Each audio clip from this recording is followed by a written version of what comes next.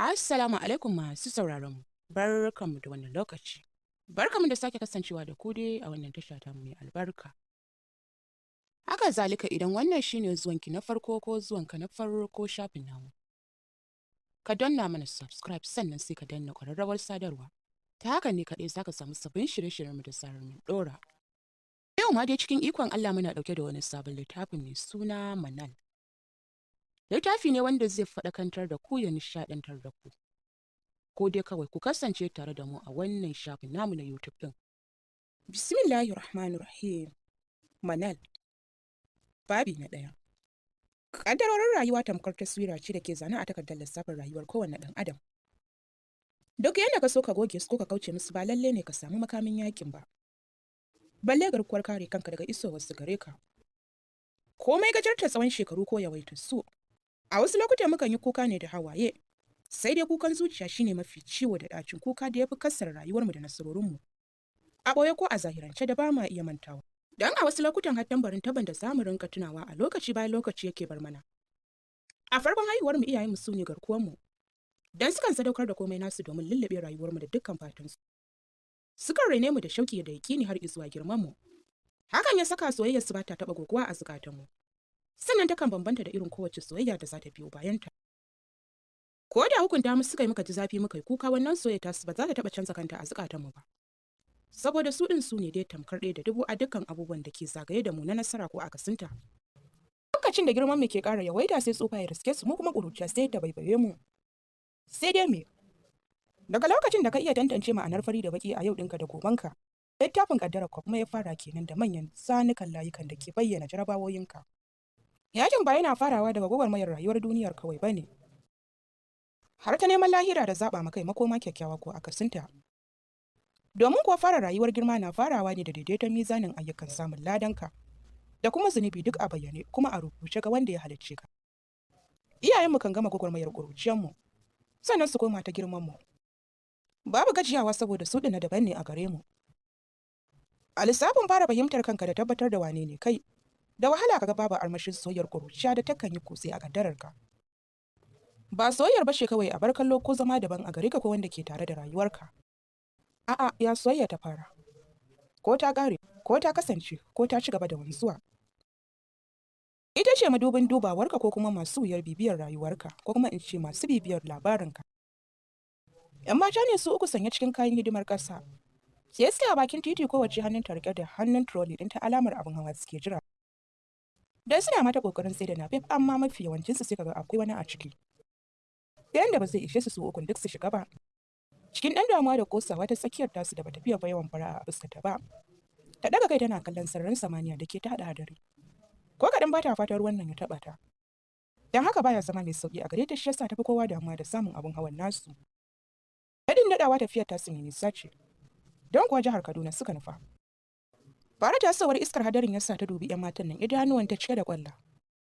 Sai dai kafin ta samu damar cewa wani abu wata jar mota ta yi fakin a gabansu. Su duka idanuwansu suka zuba ma motar. Sai dai budewa da fitowar matashin saurayin da ke ciki ya saka biyu a cikin 'yan matan suke murmushi da mamaki. Yayin da ta tsakiya tasu nan ta haɗe kyakkyawar fuskarta tana mai kau da kanta gefe. Shi kam saurayin nan gaba ɗaya hankalinsa na kanta.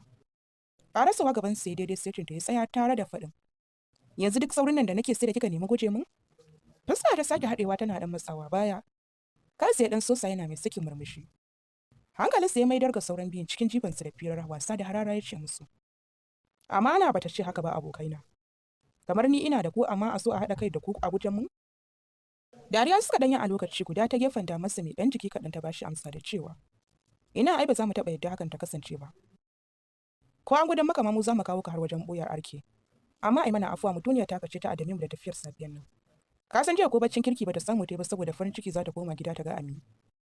Ko dai tana farin cikin za ta gudu daga Jos ta bar dan anacin ta ba. Ya faɗa idanuwansa akan kyakkyawar budurwar tsakiyar ta. Da sauri ta gefen hagun ta amshi da cewa haba arke. Kai ma ka san ba haka bane ba sam. Anisa, dama aike ba kya son lebin ta tuni na fahimci haka. Duk da inda aka bullo sai ki kare ta ko? Ni da yanzu ku shiga mota mu je kun ga ruwa na shirin sakowa kar ya jika min sarauniya ta. Kafin wani a cikin su ya bashi amsa a hankali ta fara jan akwatinta domin barin wajen. Saurin ko akwatin ne. Hakan ya sa ta tsaya cak ba tare da ta juyo ba. Zai magana Anisa ta yi saurin girgiza masa kai tare da amsar akwatin. Babu musu ya sakar mata ya ja da baya. Akwatin ta yi ƙoƙarin ƙara ja Anisa ta sake riƙewa. Hakan ya sa ta juyo a fusace za ta yi magana azatanta shi ne. Kawai sai ta ga Anisa. Idanun da ta yi wani irin limshewa da ciskar gefen labanta. Irin na takaicin nan kawai. Hakan ya sa Anisa sake murmushi don ta san ta gama ƙorewa a fusata. Ki yi haƙuri don Allah. Ta faɗa da sauri bata jira amsa ta ba ta ci gaba da faɗin. Ki yi haƙuri mu fi Manal. Kalli garin nan ki gani hadari ne ko da yaushe za a iya fara ruwa. Kin fi kowa sanin illar da hakan yake miki. Ke ma kin san iyakarsa ya ce zai kai mu tasha ne kawai. Daga yau ne fa Arabu shikenan fa kuma. Dan Allah kada ki bari ku irin wannan rabuwar da shi. Arke bai cancanci hakan daga gare ki ba. Ko da ba za ki amince masa ba kada ki nuna masa a yau din nan da zamu rabu. Yana baki wulakanta su a baya ba yanzu ma karki aikata hakan. Arabu lafiya daga hakan kuma ba shikenan ba? Tana ko lambar waya ki dai a yanzu ba shi da ita balle ki ce sai ci gaba da takura miki. Sannan kuma bai san gidanku ba. Idan kika riga kika cire sunan gari da ya sani ko? A hankali ta bude idanuwanta da suka gama kadawa ga hawaye sun cika su, subowa kawai ya rage su.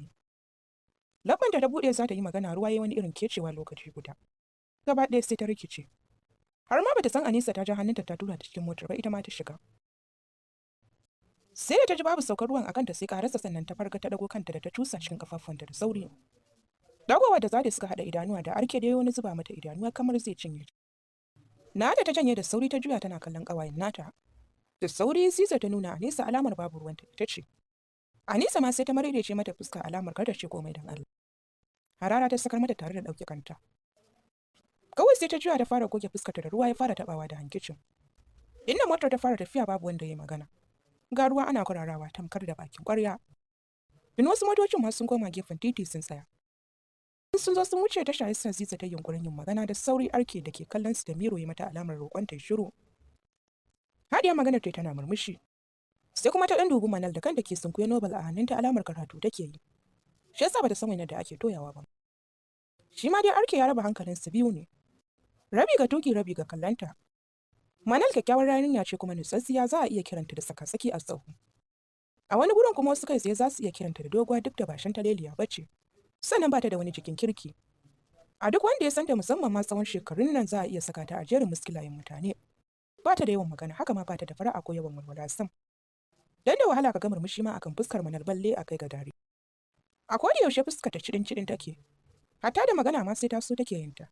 In har ba wani abu take mai muhimmanci ba a koda yaushe zaka samu Nobel a hannunta tana karantawa. Hakan na nufin ita din mayyar karance ce.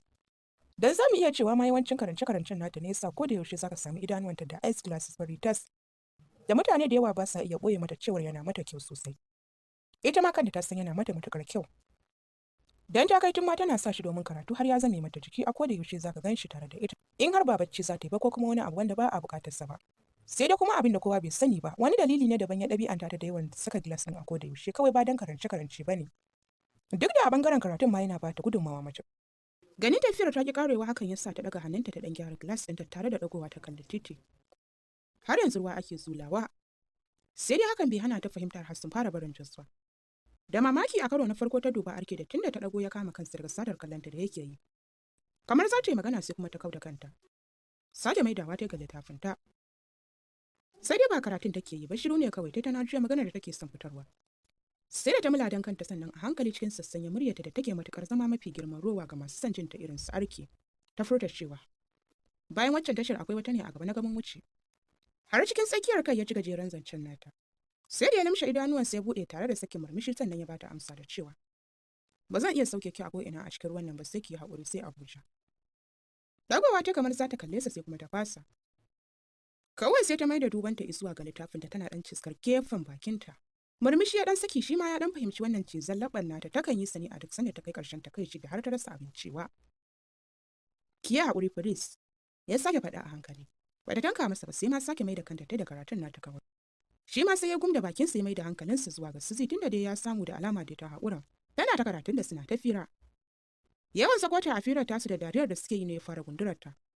Sai kawai ta manna Bluetooth a kunnenta ta ajiye buk ɗin ta lamshe idanuwanta. A haka bacci ya kwashe ta tana sauraron karatun Alƙur'ani da ta sanya daga bakin gwani Abdullahi Zaria. Har suna gab da shigowa garin Abuja ruwan ake yi. Har kuma wannan lokacin Manal bacci take yi sosai don san ba ta samu isasshen bacci a jiya ba. Addu'a ya ta yi da fatan su bar Abuja bata farka ba. Dan ya san za ta iya tuburewa akan ya ajiye sa a nan ɗin. Aiko addu'a ta su bata amsu ba don sun wuce su ba kaɗan. Aiko addu'a ta su bata karɓu ba don sun wuce su ba kaɗan kuwa ta farka. Agogo ta kalla sannan ta juya ta kalli su Ziza ta ce, muna ina ne yanzu? Dan kallon juna suka yi sai Ziza ce ta Islam ta ce mun fita a Abuja. Da mamaki Minal ke kallon titi ta ce mun fita fa. Wannan ba hanyar Sulaja ba ce? Ko nan ba madalla ba ne. Yayin da ta kare magana tana kallon arki ya sashi ya dan sosa goshinsa yana furzar da iska. Sai kuma ya jinjina mata kai ganin ta wani tsare shi da idanuwa da ke matukar firgita masa lissafi. Kanta ta dauke tana faɗin. To alhamdulillah sai ka sauke mu a duka kawai ai za mu samu motar Kaduna a wajen. Sosai fuskarsa ta nuna damuwa ya marar da ci fuska ya ce haba me ya rage bibi. Tun da muka zo nan can ma ba zai gagara ba ki haƙuri mu karasa ina Abuja ina Kaduna. Yanda yake maganar kamar zai yi kuka hakan ya sa haushi ya kama ta.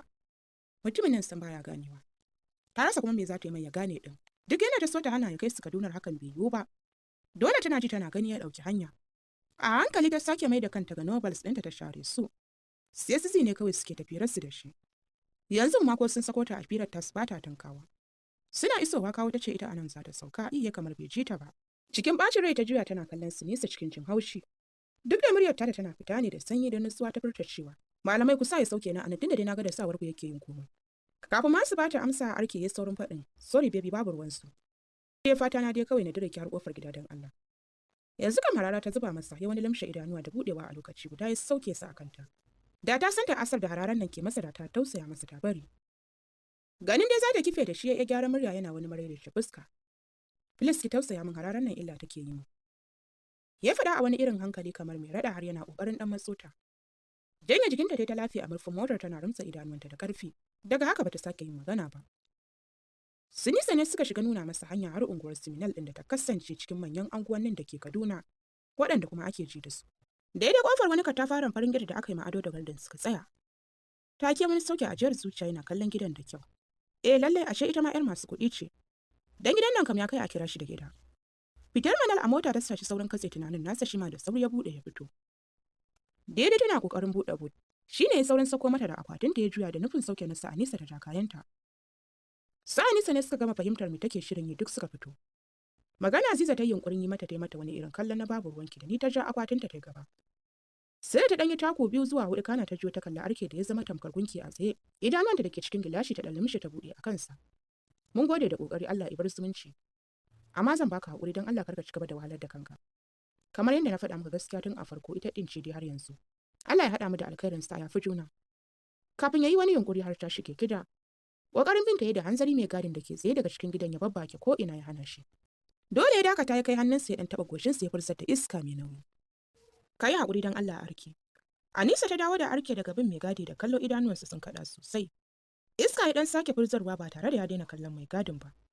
Sai kuma ya murmushi da gyara tsayuwarsa hannayensa daga biyu a cikin aljihunsa. Kansa ya ɗan girgiza tare da juyo da dubansa yana kallon Anisar fuskarsa da murmushin da ke bayyana damuwarsa. Ba ku yi min laifin komai ba Anisa. Haka ita ma ban ji haushinta ba sam. Sai dai ba zan iya rabuwa da ita ba kamar yadda take bukata ba. Da gaske ina son ƙawarku matuƙar son da ban taɓa ma wata ƴa mace soyayya da sunan aure ba. In dai zan jura waccan shekara guda da ta shuɗe me zai hana na iya jura wannan balle yau da na san gidansu. Zan ci gaba da farauta sannan wata rana zan dace insha Allahu. Ziza da ranta ya kai ƙololuwar ɓaci ta kalle shi ta ce masa amma arke ka san dai Manal da kafiya. Wallahi duk abin da ta ce ba za ta taɓa yi ba.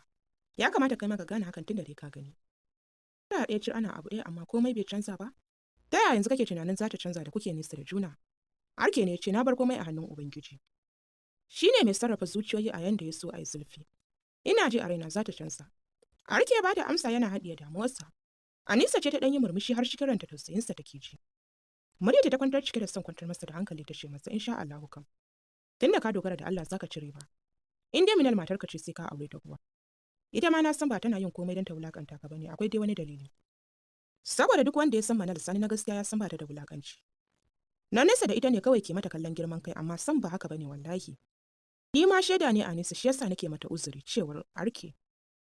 Na gode sosai da ka fahimci haka arke.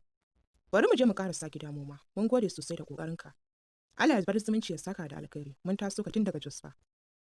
Murmushi ya sake yi mai sanyi sai kuma ya girgiza kansa tare da shafa kwantaccen sajensa ya ce babu damuwa. Dama Abuja zan zo ai. Ko ba a nan unguwar kuke ba kenan ko? Anguwanninmu duk daban-daban ne. Ziza ta bashi amsa. Okay, to kuma je na kai ku har gida kuma ko? Kun ga idan na tashi dawa sai na tattaro ku don yar darin nan tawo lamarin ta sai da ku a kusa. Dariya suka sanya ga baki ɗayansu. Babu musu suka koma motar ya ja suka bar unguwar. A gidansu Ziza duk suka ce ya sauke su don ba su da nisa da Anisa da kafa ma za ta karasa. Su Ziza dai ba masu kuɗi ba ne, amma akwai rufin asirin Allah. Da alama 'yar darin tasa ta fi su komai kam. Daɗi iya daɗi, sumbatu iya sumbatu a gurin oga. Hajiyata, kin gwada wannan sirrin mai takencin naka? Ko kuwa kawai labarin sa kike ji? Hajiyata, idan kina so ki samu oga a tafin hannunki, babu boka, babu malam, to ki jarraba wannan sirrin mai taken cinnaka. Yana maganin sanyi, yana saka cikowar gaba, yana ƙara sha'awa, ga kuma ƙarin daɗi da kuma ɗanɗano. Sannan uwa uba yana matsi da kuma sauƙawa da mace ni'ima. Sirrinsa kuma mallaka ce. Kun san dai Hajiya Mira ta saba kawo muku zafafan mallakoki iri daban-daban. Ba na muku rantsuwa akan kowace mallaka da na kawo muku, amma akan wannan sirri mai takencin naka zan iya rantse miki. Domin duk wata matsala da ta dame ki a gidan aurenki, mijinki ne kuke yawan samun matsala da shi, ko kuma kule-kulen 'yan mata yake yi, ko kuma wata macen ce ta ɗauke wa mijinki hankali a waje, matsala kuke samu da dangin mijinki ko kuma iyayen mijinki, ki yi amfani da sirrin cinnaka, ki sha mamaki. In dai kika gwada wannan sirrin ba ki samu biyan buƙata ba, ki dawo in baki kuɗinki. Amma fa ina da sharaɗi, ba na ba wa mai kishiya. Ina da tarin mallakoki iri daban-daban wanda masu kishiya za su iya amfani da shi ba tare da sun cutar da abokanan zamansu ba. Amma ita wannan mallakar ba na ba wa mai kishiya. Domin idan kika yi amfani da ita mijinki ya kusance ki, to tabbas zai iya rabuwa da kishiyarki. Kin ga kuwa kin zalunce ta. Hajiya Mira tana da sirrikan mallakoki iri daban-daban kamar su hatsabibiyar mallaka, mallaka mai sirinji, mallakar ƙarin kunama, mallakar mutuka raba, raƙumi da akala, shi'umar humra, shi'umar mallaka, bi ta zaizai. Kai akwai tsarin mallakoki iri daban-daban. A ɗayan ɓangaren muna da magungunan ni'ima iri daban-daban, maganin matsi, turaren farin jini ga 'yan mata ko zaurawan da suke buƙatar mazajen aure. Muna da set ɗin mai jego da kuma set ɗin amarya. Uwa uba muna da maganin gyaran nono sirida, zuma da kuma gari, sannan akwai na haɗiya. Dukkansu kuma na gargajiya ne. Sannan akwai maganin ƙara ƙiba ga wanda suke so su cicciko ta ko ina su yi ƙiba. Muna da maganin hips garanti, dukkansu kuma na gargajiya ne. Akwai kuma maganin rage timbi ko kuma ƙiba. Kai akwai sirrika daban-daban domin Mirabi Herbs, wato kamfanin Hajiya Mira mata zalla yake kulawa da su. Don haka idan kina da wata matsala a matsayinki ta 'ya mace, a cikin gidan aurenki ne ko a wata mu'amalar rayuwa, ki garzayo Mirabi Herbs domin tattaunawa da Hajiya Mira da kuma samun shawarwari. Ga masu buƙatar magungunanmu, muna nan a garin Kano, kan titin Zoo Road, Amana Plaza, opposite Supermart, hawa na farko, shago mai namba A9. Sannan muna aika magungunanmu ko ina a faɗin duniya. Za ku iya tuntuɓar mu ta waɗannan lambobin: 070 68 55 8096 ko kuma 081 42 80 0199, wato 070 68 55 80 96, 081 42 80 0199.